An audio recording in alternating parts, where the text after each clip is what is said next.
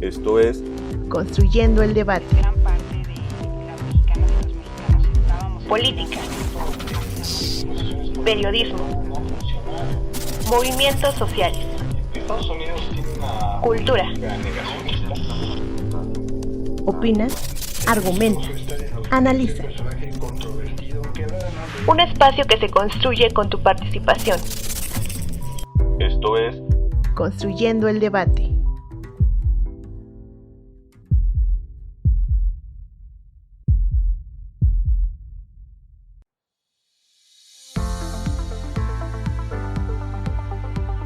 Las previsiones económicas para el 2022 plantean que la economía mundial se encuentra en un periodo crítico de recuperación frente a los problemas causados por la pandemia del COVID-19. Las medidas adoptadas por los países para mitigar la propagación del virus durante 2020 y 2021 tuvieron repercusiones directas en los mercados mundiales, principalmente en las cadenas de suministro de bienes y productos y en el mercado turístico. De este modo, tanto países desarrollados como emergentes han manifestado las consecuencias como el desabasto de productos, un proceso creciente de inflación, disminución de la tasa de crecimiento económico y problemas sociales como el desempleo, el aumento de la pobreza y de la brecha económica, la inseguridad alimentaria y tensiones diplomáticas. Estos problemas económicos han demostrado diferencias sustanciales entre países, especialmente entre los denominados desarrollados y emergentes. Los países desarrollados han demostrado una mayor capacidad para contrarrestar los contagios de COVID-19, con una proporción mayor de vacunación y una adaptación del mercado laboral a las condiciones sanitarias, a diferencia de los países emergentes, en donde la proporción de vacunación es mucho menor y el mercado laboral no ha podido adecuarse a las condiciones de la pandemia, principalmente por razones de infraestructura y acceso a servicios como el Internet. Sumado a esto, las medidas de cada país han generado malestar y agitación social ligadas al contexto sanitario y de políticas públicas. De acuerdo al Banco Mundial, se prevé que el crecimiento económico en 2022 desacelerará al 4,1% debido a las consecuencias del COVID-19, además de un recuperamiento de las economías desarrolladas hacia niveles similares a los previos a la pandemia. Sobra decir que esto no sucederá en los mercados emergentes, donde las tendencias indican un recuperamiento a niveles bastante menores. La recuperación económica es incierta y depende de múltiples factores. En primera instancia, de cómo cada país implemente la reincorporación del mercado laboral y de sus políticas fiscales para contrarrestar la inflación. Para 2022, se pronostica una recuperación económica, siempre y cuando las condiciones permanezcan favorables, ya que la vacunación en países desarrollados ha alcanzado un porcentaje apto para la reincorporación económica, con lo que el mercado de suministros mundial ha demostrado una reactivación que favorece la exportación e importación de materias primas entre países desarrollados y emergentes. Sin embargo, esas condiciones pueden cambiar en cualquier momento, ya sea por consecuencia directa de nuevas variantes del COVID-19, por un mal manejo de las políticas de reincorporación económica de cada país o por el cauce de las tensiones geopolíticas actuales. Con información de Jim O'Neill, David Rees y datos del Banco Mundial, mi nombre es Daniel Bonilla y estás escuchando la tercera temporada de Construyendo el Debate.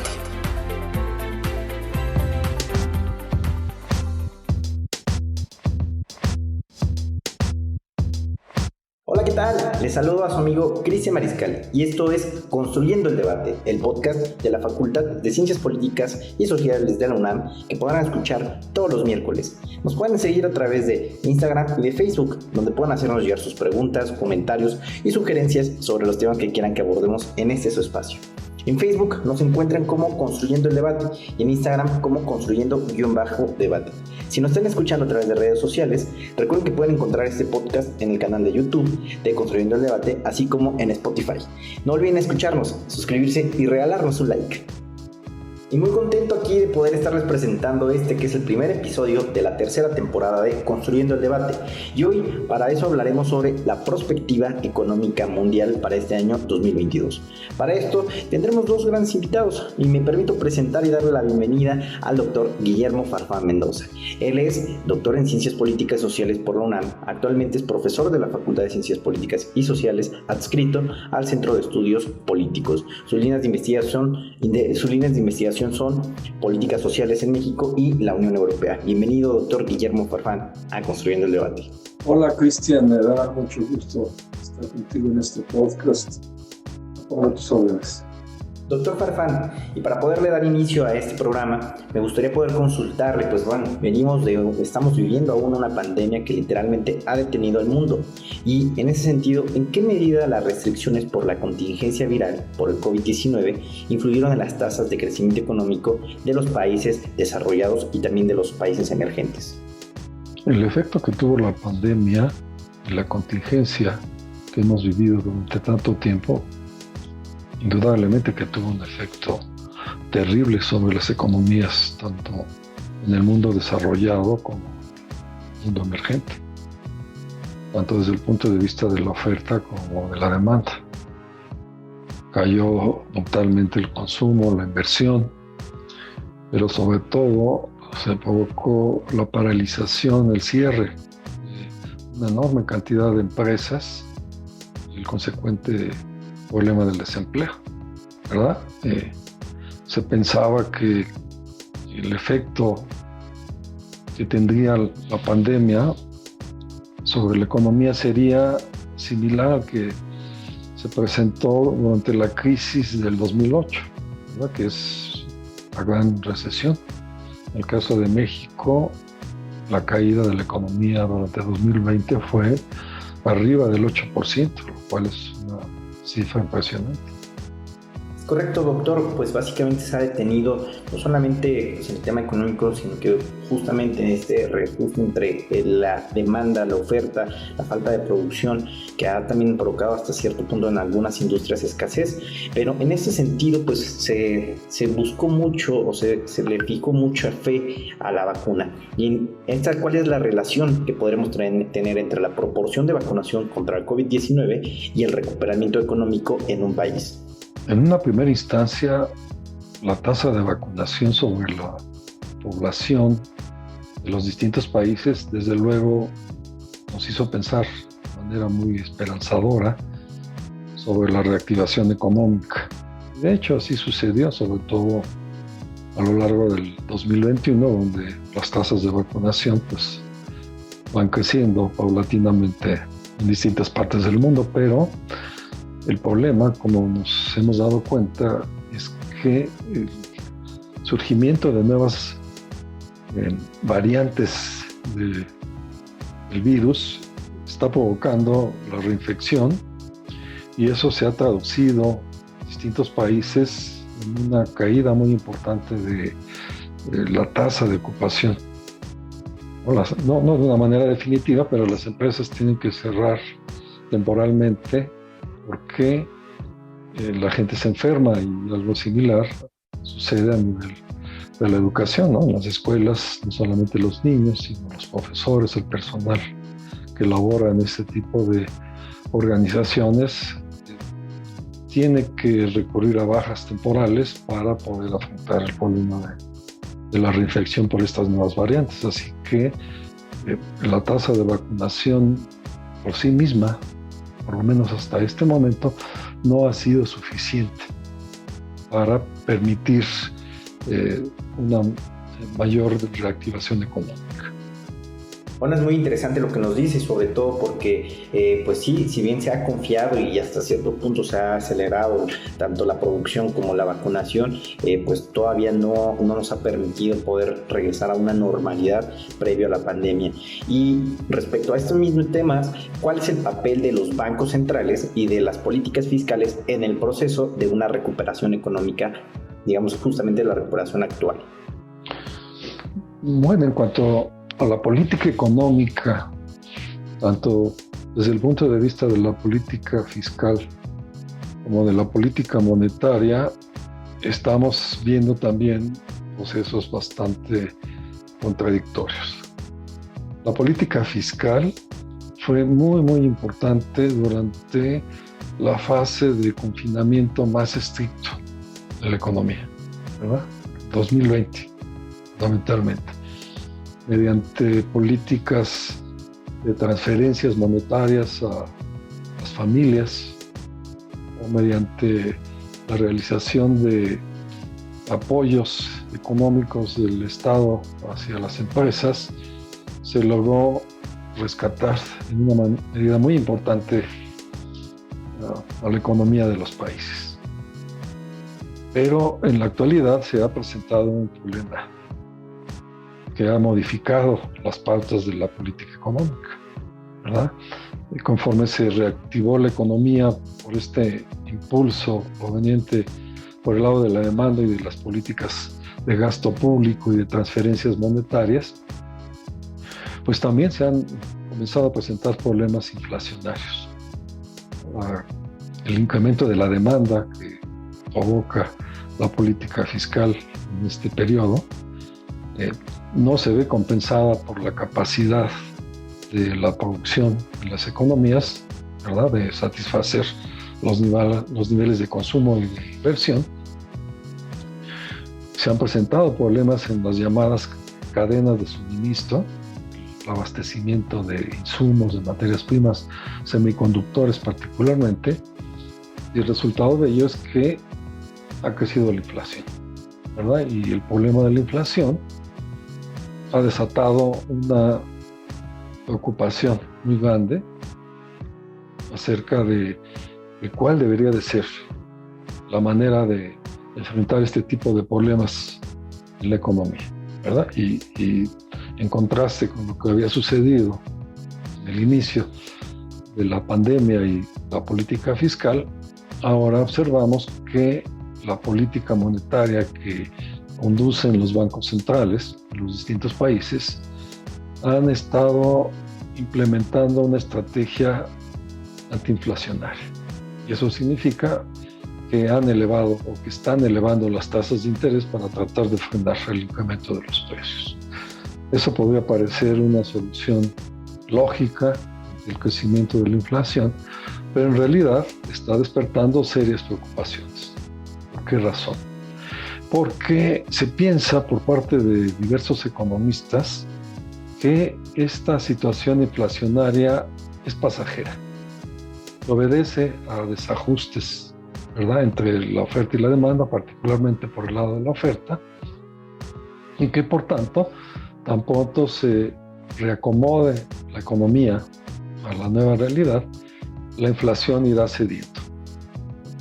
Y si los bancos centrales elevan las tasas de interés, el problema que eso puede generar es que pueden inducir una recesión económica, ¿verdad? La recesión económica en sí mismo es un fenómeno que nos estaría llevando hacia atrás, ¿no?, hacia el momento en que estábamos viviendo el confinamiento, ¿verdad? A mí me parece que la inflación no debe de ser una preocupación tan apremiante para la política monetaria en la medida en que vaya acompañada por el crecimiento económico y el empleo. Y eso está sucediendo en distintas partes del mundo. Muy bien, y en ese mismo sentido de el endeudamiento que se está teniendo o de lo que se genera debido a este tema inflacionario, como bien lo comenta, y toda esta información que nos ha proporcionado doctor Guillermo Farfán, pues me gustaría plantearle esta última cuestión, agradeciéndole también que haya estado con nosotros, muy interesante y muy puntuales sus comentarios. Y justamente para cerrar, ¿usted consideraría conveniente una reestructuración de la deuda para los países emergentes? Respecto al problema de la deuda sobre todo de los países emergentes como el nuestro, se ha convertido desde luego en otro de los grandes problemas en la actualidad. Cuando comenzaba la pandemia y el confinamiento, los organismos internacionales consideraban que era oportuno que aquellos países que tuvieran mejores condiciones financieras recurrieran más bien a determinado nivel de endeudamiento para tratar de impulsar sus programas de gasto y de reactivación económica. Pero no pensábamos que la pandemia iba a durar tanto tiempo, ¿verdad? Y lo que se consideraba como una estrategia de rescate económico, de reactivación económica de relativo corto plazo, ahora se ha convertido ya en un problema muy serio, porque los países siguen sufriendo los efectos de la pandemia y con la lógica que veníamos funcionando anteriormente, pues los países deberían o deberán seguir endeudándose para continuar con sus estrategias de rescate y de reactivación económica. Y en esa misma proporción, la proporción de la deuda respecto al Producto Interno Bruto pues seguirá creciendo y se convertirá, o si no es que se ha convertido ya, en un problema muy importante. En ese sentido, sí, se van a comenzar a presentar problemas similares a los de otras crisis económicas, ¿verdad? En el sentido de que el elevado nivel de endeudamiento de los países nos va a llevar a buscar formas de negociación y de reestructuración de la deuda para que el remedio no sea peor que la enfermedad, ¿no? Es decir, que el endeudamiento que fue utilizado para tratar de reactivar la economía no se convierte en sí mismo en la causa de una crisis financiera igual, ¿verdad? O por lo menos similar a la crisis que había desatado la propia pandemia y el confinamiento económico. Y amigos, vamos a hacer una pequeña pausa para poder escuchar esta cápsula en el librero. En el librero. Cápsula con la información y reseña de las últimas publicaciones de la Facultad de Ciencias Políticas y Sociales de la UNAM.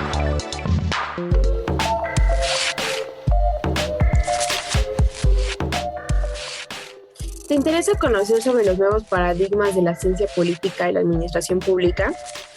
¿Quieres explorar los alcances de ambas disciplinas en el futuro? ¿Quieres saber qué quiere decir mundo WEGI y qué problemas conlleva?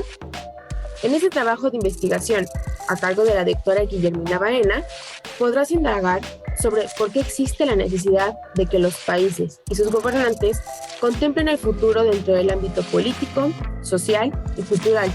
Esto con ayuda del análisis prospectivo.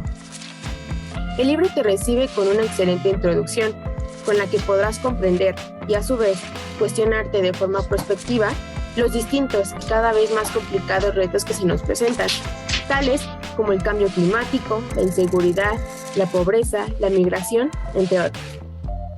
En el primer apartado titulado El mundo WEGI y el futuro, la doctora Baena te explicará cómo las personas son víctimas de un mundo que está cada vez más ansioso y estresado, ya sea por la violencia, la delincuencia, la pobreza, la crisis ambiental, las pandemias o incluso en la desconfianza de la sociedad respecto a sus gobiernos. Debido a tales fenómenos, ha incrementado el síndrome de Ulises en la sociedad. En el apartado titulado Perspectiva como propuesta de cambio, conocerás cómo, debido a los fenómenos anteriormente mencionados, surge la necesidad de que aquellos que administran y gobiernan preparen estrategias hacia el futuro, pero utilizando la perspectiva como instrumento, pues además de que este facilita la toma de decisiones, también ayuda a cambiar la manera de ver, pensar y de ser de las personas, tanto gobernantes como gobernados. También en el capítulo La seguridad humana como anticipación, la doctora Baena te lleva a explorar sobre la necesidad de tener a la seguridad humana como prioridad, pues esta implica proteger a las personas de las amenazas que rondan en el contexto actual. Al llegar a la última parte del libro, te encontrarás con un panorama de la situación actual del Estado mexicano y podrás entender cómo la falta de gobernabilidad provocada por la incompetencia y la corrupción ha transformado las necesidades básicas de los ciudadanos en intereses personales de los políticos y esto dará como resultado un Estado fallido. No dejes pasar la oportunidad de analizar, a través de la perspectiva, el futuro, pero también el presente de nuestra realidad social y política y las diferentes posibilidades que tenemos de cambiar nuestra situación. Recuerda que puedes encontrar esta publicación para su consulta y descarga gratuita en la página oficial del Centro de Investigación e Información Digital, o CID por sus siglas. Dentro de esta página encontrarás la pestaña Docs Ciencias Sociales y ahí dale un clic a Libros FSP y UNAM.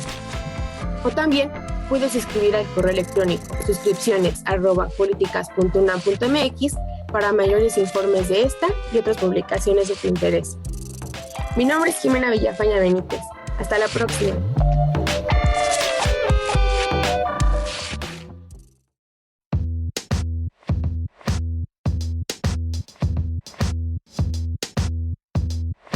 Muy bien, amigas y amigos, y estamos de vuelta aquí para seguir con nuestra segunda parte del programa.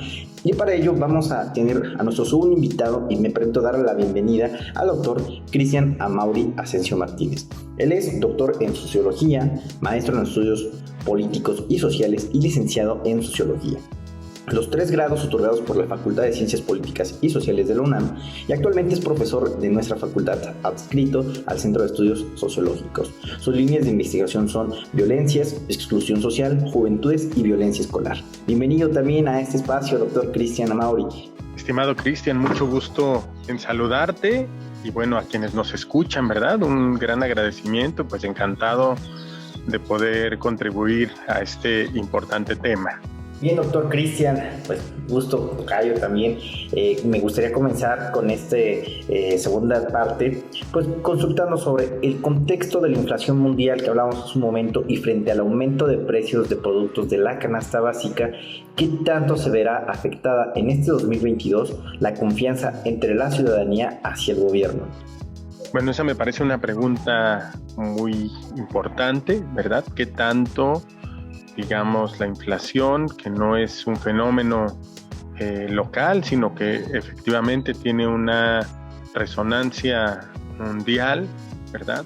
Y por lo tanto tiene implicaciones muy importantes en términos de cómo se percibe a los gobiernos y su capacidad para gestionar, digamos, la crisis sanitaria y, por supuesto, política social y económica que actualmente experimenta el mundo entero.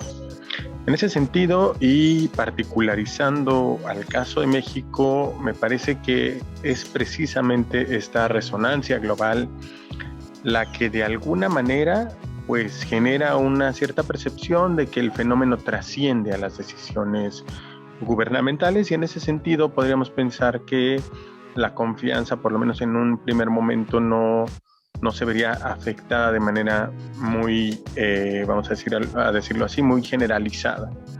Sin embargo, por supuesto que esta situación puede cambiar a lo largo del tiempo si el incremento en los precios, particularmente en los precios de la canasta básica, que terminan por afectar a los sectores más desfavorecidos de la sociedad, a los cuales, por cierto, el gobierno actual está enfatizando como el centro de sus políticas públicas y sociales, pues pudiera eventualmente ver mermada la confianza en el gobierno para responder a esta situación en el mediano y largo plazo, ¿verdad?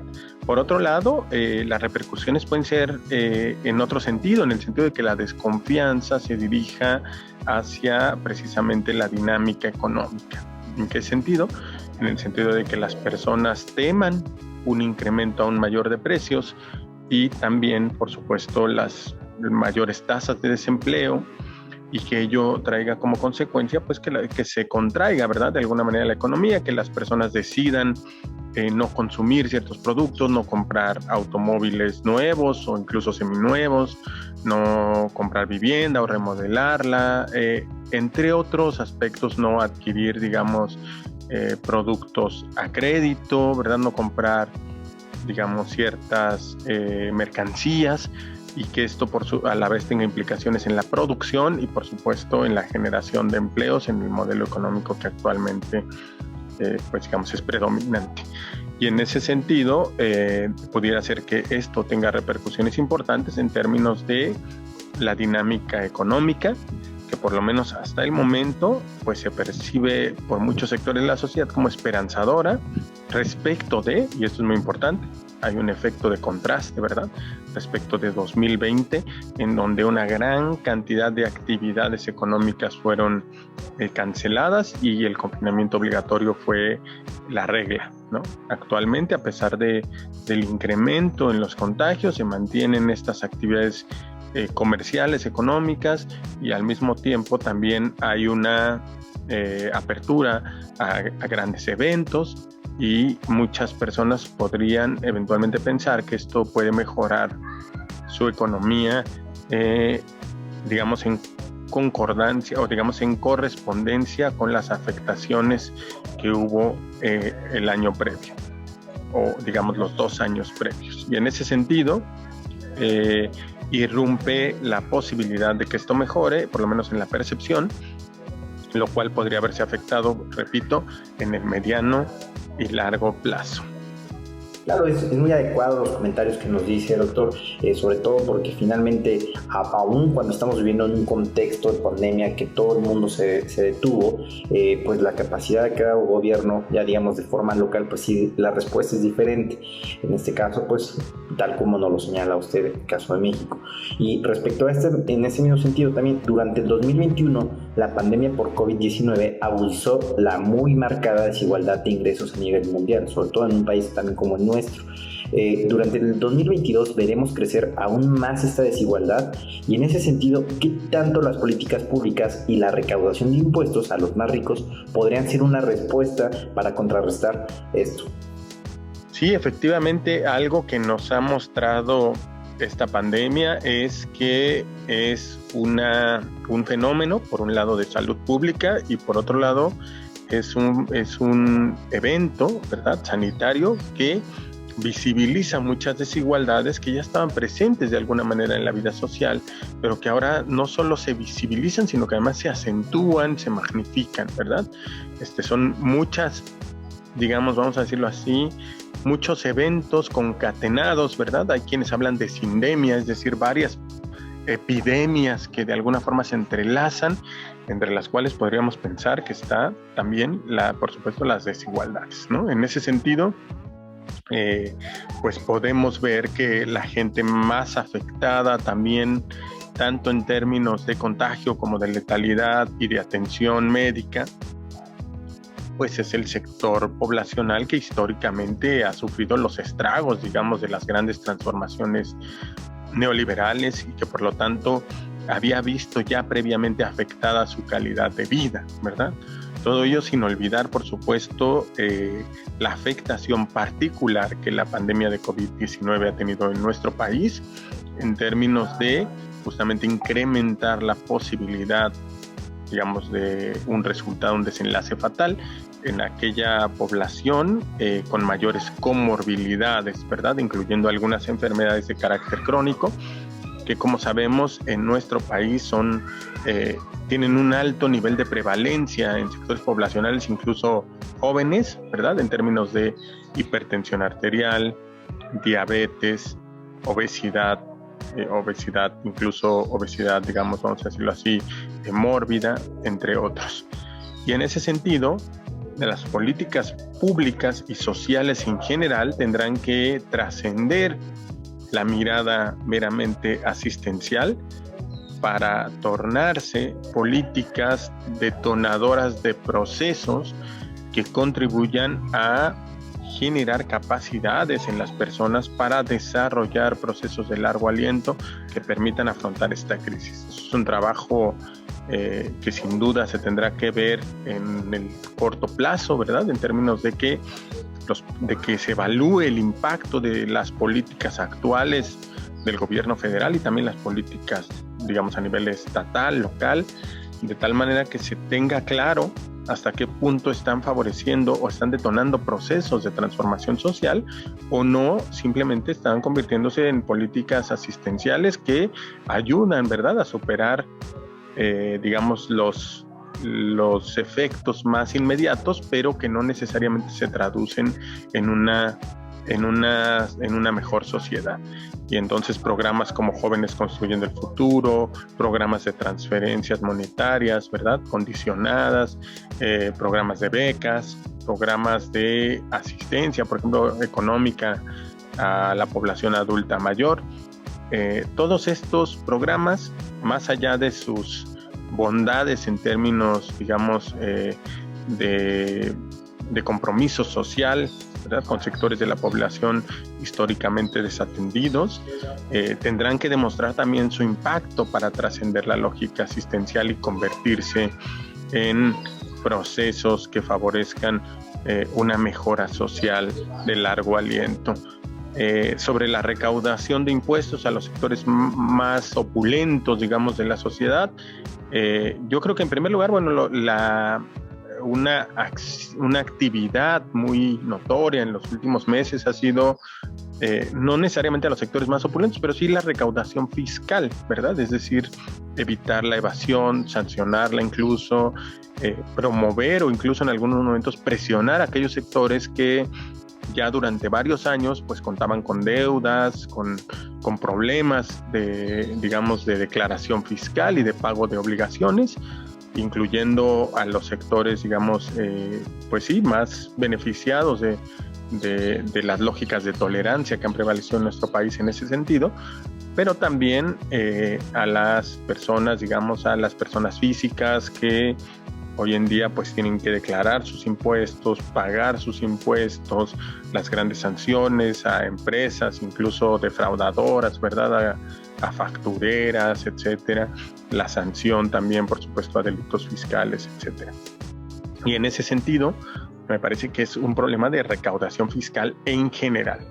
Ahora bien, una política que se dirigiera de manera mucho más directa a, digamos, generar o favorecer un impuesto, digamos, a estas grandes fortunas que por momentos parecen no tener una relación directa con el contexto de desigualdad en el que actualmente vivimos, ¿no?, donde hay personas que pueden acumular grandes cantidades de recursos.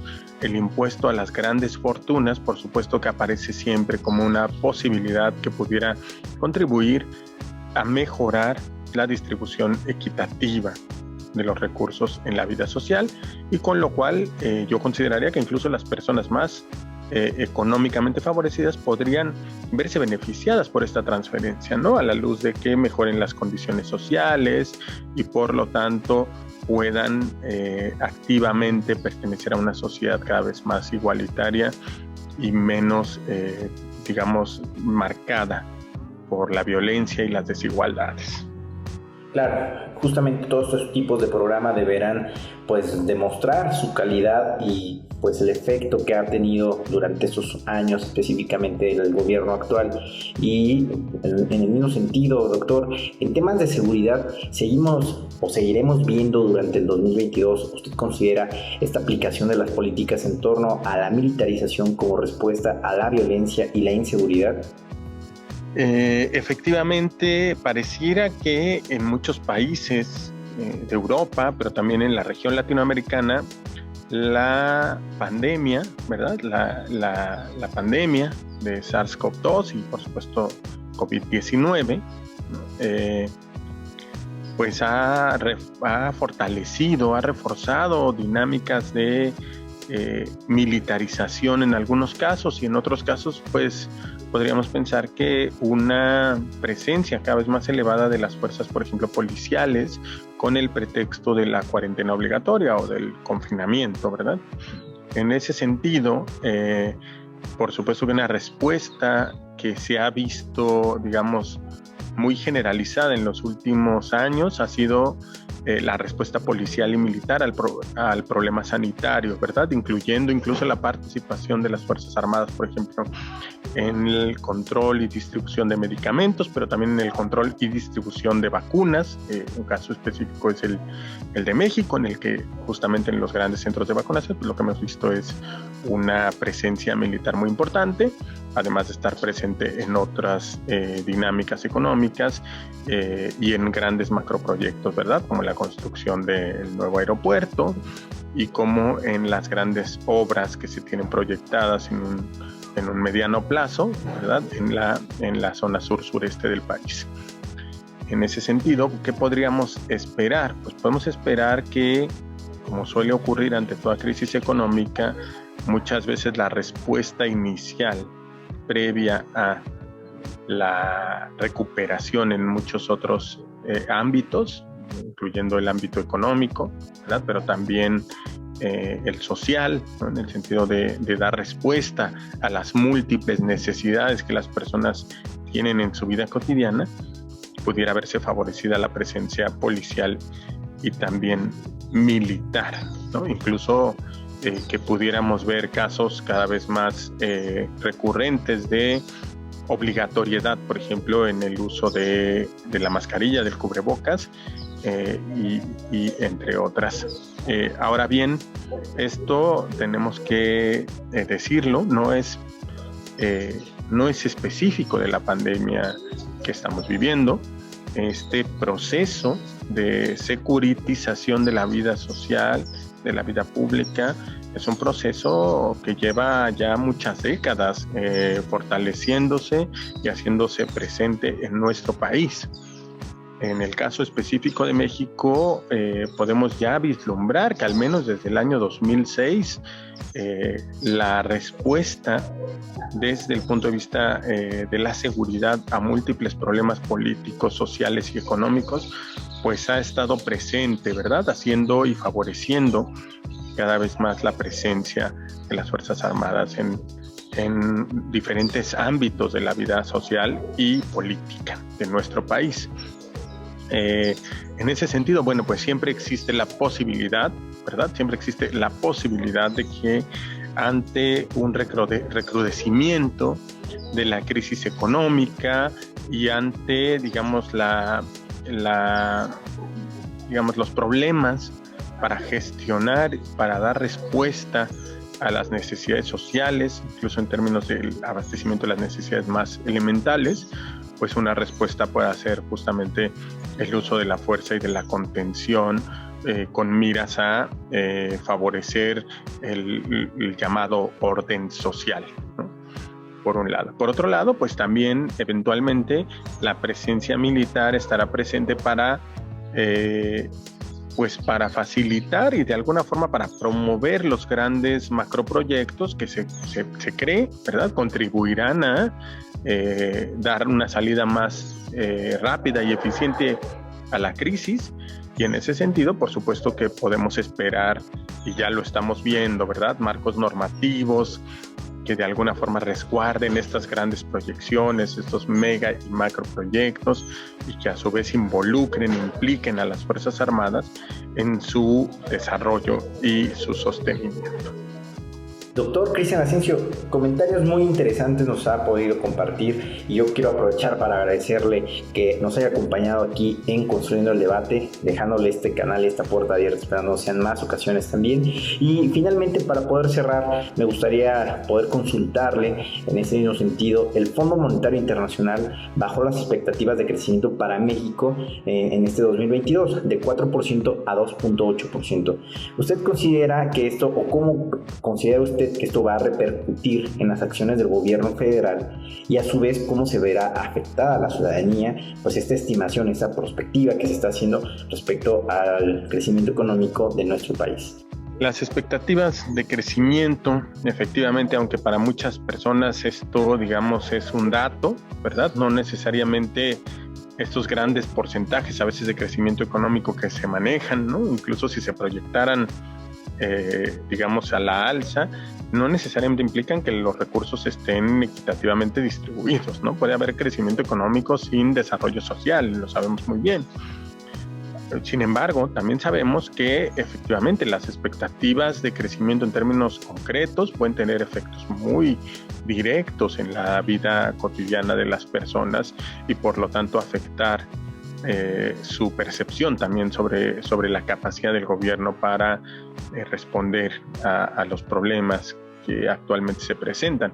En ese sentido, el hecho de que las expectativas de crecimiento disminuyan genera un efecto, una sensación de inquietud, ¿verdad? De temor y, como decía hace un rato, pues de alguna forma de ralentizar o en algún caso incluso de afectar severamente a la dinámica económica. La gente deja de gastar y la gente deja de consumir y por lo tanto hay un proceso de afectación a las actividades productivas, comerciales, etcétera, y particularmente en la generación de nuevos empleos.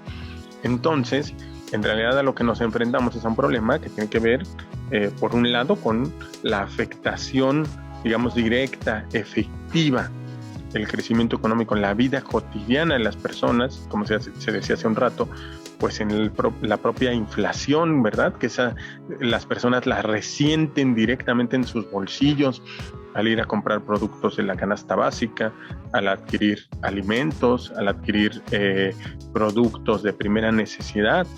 Y entonces la inflación en ese sentido aparece como un efecto directo, ¿verdad? del crecimiento económico en la percepción del día a día. Y ahí en la percepción del día a día es donde también se construye la confianza hacia los gobiernos, ¿verdad? ¿Cómo es posible? ¿Qué está pasando? ¿Verdad? ¿Por qué no hay una respuesta?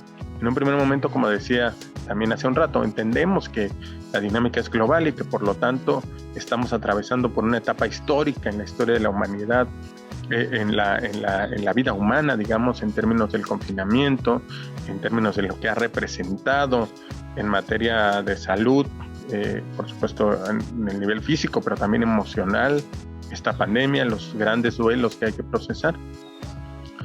Pero esperaríamos que en un momento dado eso ya no pueda ser un argumento. Los países tienen que responder de maneras diferentes y acordes con su realidad a estos desafíos. Y en cuanto esto no se visualice como una posibilidad, pues por supuesto que se puede empezar a fracturar, incluso quebrar la confianza en los gobiernos. Por supuesto que siempre en el entendido de que para las personas la capacidad de un gobierno, la fuerza de un liderazgo político tiene que ver con su vida cotidiana y las afectaciones o mejoras que en esta se visualicen, se vislumbren y se perciban, ¿no? Al mismo tiempo que se sienten en el día a día. Entonces, más allá, digamos, de los números, lo que es importante también es pensar cómo se distribuyen los recursos, cómo se distribuye la riqueza, cómo se da respuesta a necesidades básicas, elementales, cómo se gestionan y se administran los recursos de tal manera que no se enfoquen exclusivamente a algunas áreas, sino también a otras, ¿verdad? Como al mismo tiempo que se proyectan grandes obras, ¿verdad? Que apelan al futuro y a un futuro, digamos, turístico, de reforzamiento de la economía, en materia energética, por ejemplo, a la extracción de litio, etcétera. Como a la par de esos grandes macroproyectos a futuro, que a su vez tendrán que ser negociados con las comunidades, tendrán que ser resultado de procesos colaborativos y no solo imposiciones gubernamentales. Como a la par de todo eso, al mismo tiempo se responde a las necesidades que ahora las personas están teniendo en términos de salud, pero también reactivación de la vida económica, pero también acceso al consumo de todo tipo, ¿verdad? Incluyendo la canasta básica, por supuesto, y cómo en esa dualidad las personas refuerzan o debilitan su confianza en el gobierno. Y por lo tanto esto acarrea, digamos, mayores procesos de legitimidad o más bien genera disrupciones que a su vez pudieran llevar al desencanto y también al desencuentro social. Muchas gracias por habernos acompañado, Luis. Al contrario, les agradezco muchísimo este espacio, ¿verdad? Considero que es un espacio estratégico de nuestra facultad para intercambiar puntos de vista, abrir debates, generar diálogos entre nuestra comunidad, con la gente, ¿verdad? Y en ese sentido, pues creo que es una iniciativa muy importante, muy relevante, y les agradezco muchísimo la invitación y con gusto espero poder compartir con ustedes otros momentos. Muchas gracias. Bien, y gracias por escucharnos. Recuerden que nos pueden seguir vía Facebook como Construyendo el Debate o en Instagram como Construyendo-Debate, y que pueden escuchar los episodios pasados en nuestro canal de YouTube, en Spotify y en la página Cultura con Polacas, que pueden encontrar en el sitio web de nuestra facultad. Si les gustó este programa, regálenos un like, compártanos con sus amigas y amigos y también no olviden dejarnos un comentario. Este podcast es producido por la Coordinación de Extensión Universitaria de la Facultad de Ciencias Políticas y Sociales de la UNAM, a cargo de la maestra María Auxiliadora Sánchez Fernández. Coordinación de producción, Carlos Correas Cajadillo. Asistente de producción, Jessica Martínez Barros. Redacción, Zain Felipe y Julio Ortega. En la producción de cápsulas informativas, Daniel Bonilla. Diseño, Ángel Alemán. Se despide de ustedes su amigo Cristian Mariscal. Hasta la próxima semana.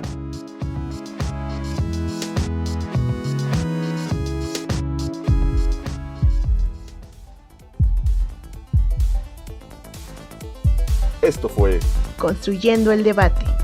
Pues gran parte de la mexicana Política. estábamos esperando esto hacia Periodismo. Movimientos sociales. Estados Unidos tiene una política Cultura. Opina, argumenta, analiza. Un espacio que se construye con tu participación. Esto fue Construyendo el Debate.